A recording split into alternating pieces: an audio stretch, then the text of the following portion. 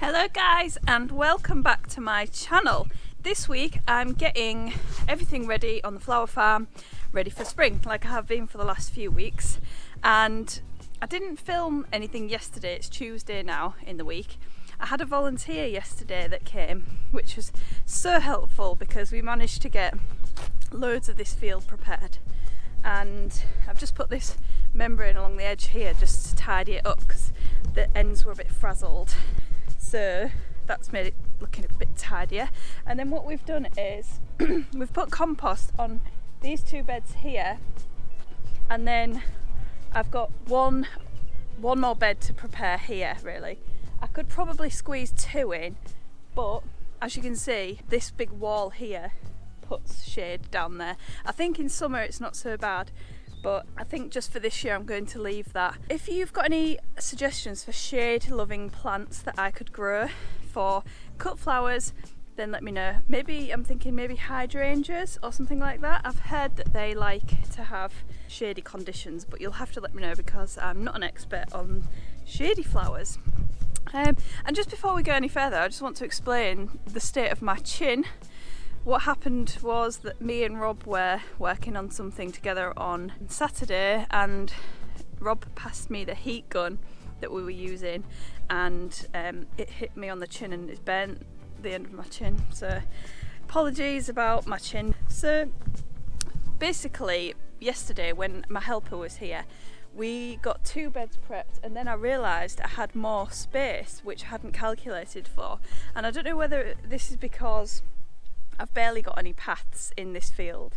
They're really narrow, which is probably a bad thing, but anyway, I probably calculated for bigger paths in my drawings of when I originally set this field up. So yesterday I just counted everything up and roughly how many plants of everything I have, and then I wrote it down in my notebook, and then I wrote down what the plant spacing was going to be as well, just so that I could try and figure out how much space everything took up, because I wasn't sure whether I'd oversown things and I would already have had enough for that extra bed that I didn't originally calculate for.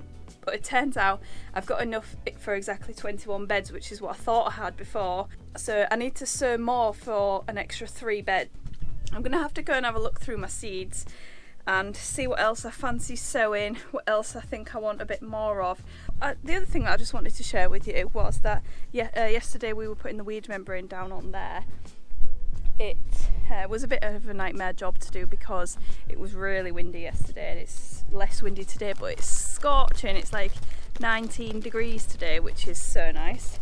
But I ran out of weed membrane pegs, and what I've discovered is that Amazon sell them, and they're on Amazon Prime as well. So this is a game changer because there's so many times in the summer where I've run out of weed membrane pegs and I've been creating new beds and I've run out of pegs. So now I know I can get them on Amazon Prime, which is so good. So I've got this plant in my garden, this lamb's ear or stachys, and I saved some seeds from it in winter last year, in autumn, and I sowed those and I only got about 6 plants from it. So what I'm doing now is just taking some of it's got some like rooted parts coming off it, so I'm going to take some of those and pot them up in some pots, and hopefully we can have some more of this because I like using this foliage because it's like nice and fluffy, and the flower spikes are quite cool to use as well. I'm just near the alpacas and I've just watered the greenhouse, and I could see them all looking at me, and they were all waiting for me to put the hose pipe on them because it's such a hot day today. So I thought that we could give them a bit of a soak.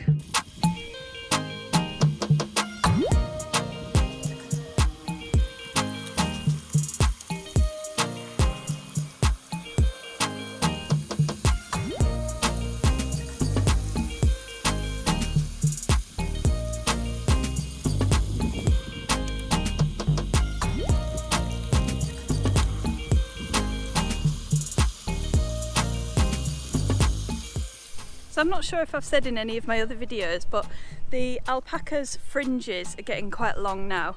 So we're gonna have to give them a haircut. So I'm just going to try and get them in now, and I've collared Rob for 10 minutes just so that we can get this done. And I've got my hair cutting scissors, so we're going to cut the fringes so that they can see a bit better from now on.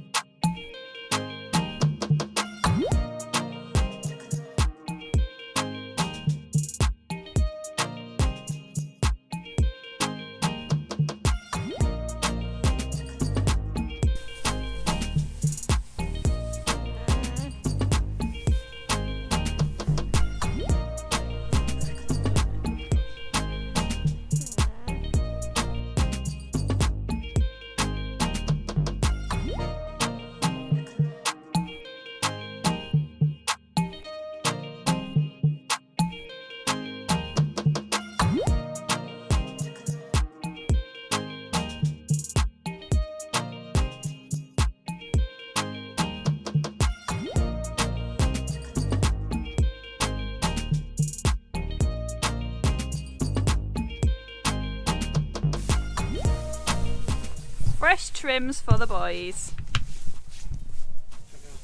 Yeah.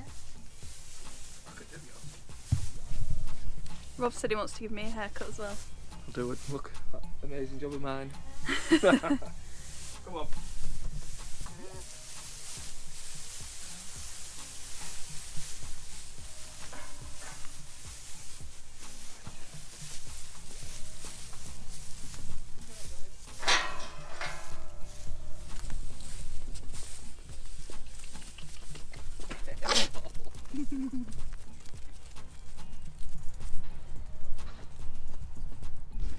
So the alpacas' haircuts are all done. I don't know how pleased they are with their haircuts, but hopefully they will enjoy being able to see things a little bit better from now on. So another thing that I discovered this week, which you can purchase on Amazon Prime, is polytunnel sheeting. So I've ordered a 6x2 metre sheet of polytunnel plastic, and I went with polytunnel plastic for the lid of my cold frame because I priced up polycarbonate sheeting and it was going to be £90, and for something that I've just sort of cobbled together from stuff that we have around the farm, it seems a bit extortionate to be spending £90 on the plastic. So let me just climb over this fence. Whew. So I've gone with the sheeting. It should do the same job. So I'm going to spend the evening putting this onto the cold frame. That's if I can find a stapler, because I'm going to staple it on. Well, I've looked high and low and I found 2 staplers, but they don't have the piece where you insert into it to put the staples in and keep them in. So I've run out of patience for today. It's about 6 p.m. It's a lovely evening, so I'm going to go and make some tea. I don't know whereabouts you're from, but in Yorkshire or in northern England we call our meal in the evening tea, and then we call lunch dinner. So we have breakfast, dinner and tea. Let me know what you call it where you live.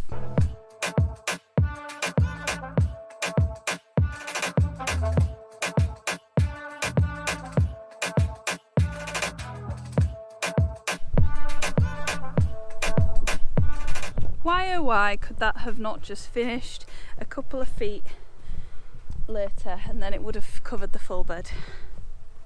Okay, so I'm nearly there with covering the beds with weed membrane. I've just got this one left to finish, but the weed membrane that I have left is the wrong width, so I need to go and see whether I've got some that's that width. But yeah, I've literally got one bed left at the end to prep, which is cool.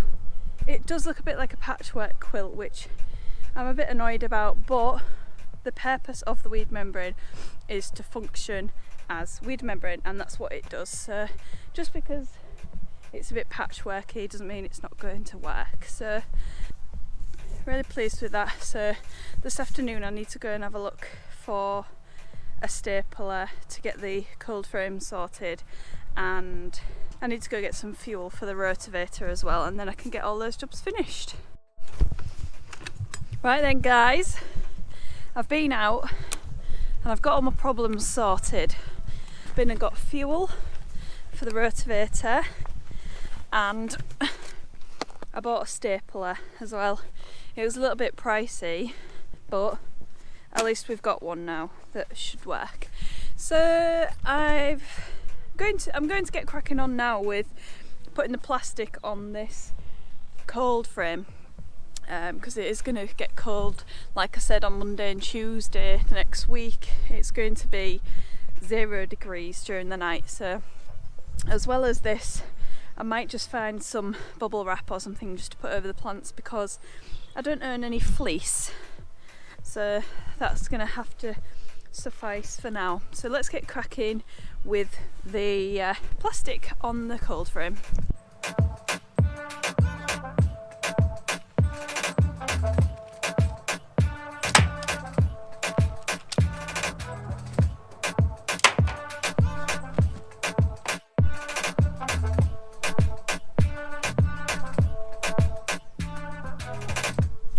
So I finally got the plastic put onto the cold frames. I managed to cut one of them too short, which is a bit annoying, but it should still do what it's supposed to do, which is to help me harden off my seedlings. So what I think I'm going to go and do now is grab some of the stocks from the other greenhouse, because I want to plant them in the polytunnel when they're a bit bigger.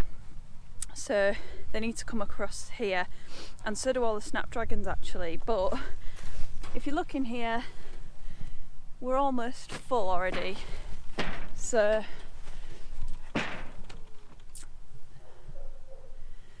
we haven't got that much room. So a good job I made one that was 6 meters long, but maybe I could have done with a 12-meter one. I've just brought the stocks over and the cold frame is officially full.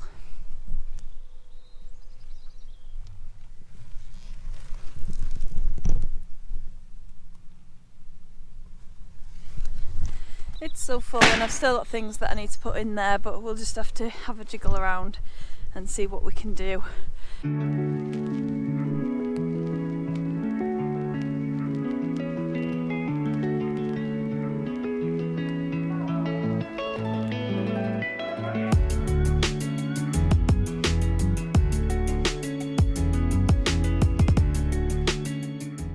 Ellie really loves farming with her dad.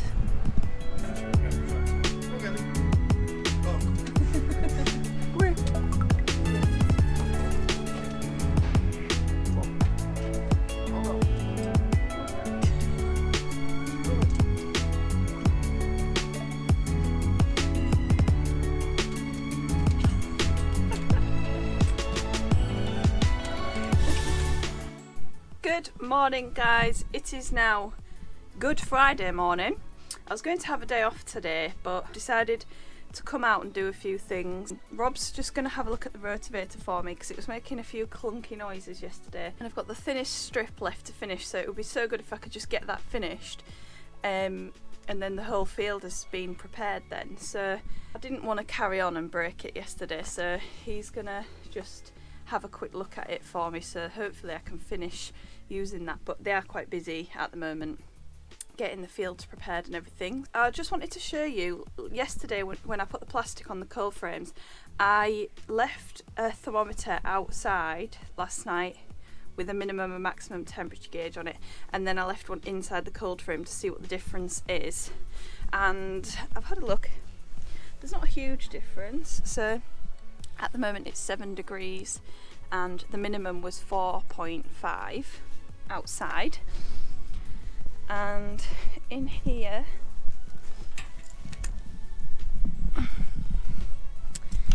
it is 8.6 and the minimum was 5.7.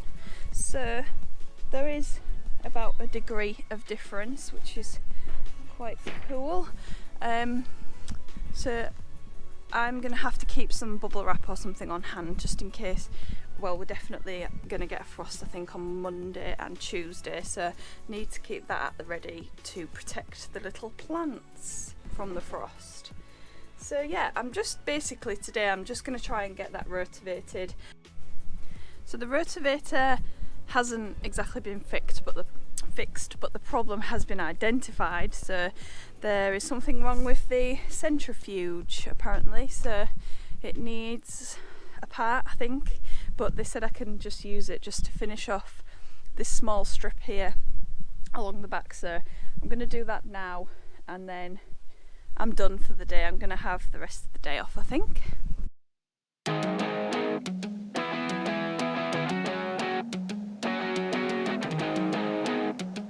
So I've got most of it rotavated. There's just this little bit at the end that I can't do because the rotavator definitely just sounded like it was about to combust or something. So it's just that strip there that hasn't been finished.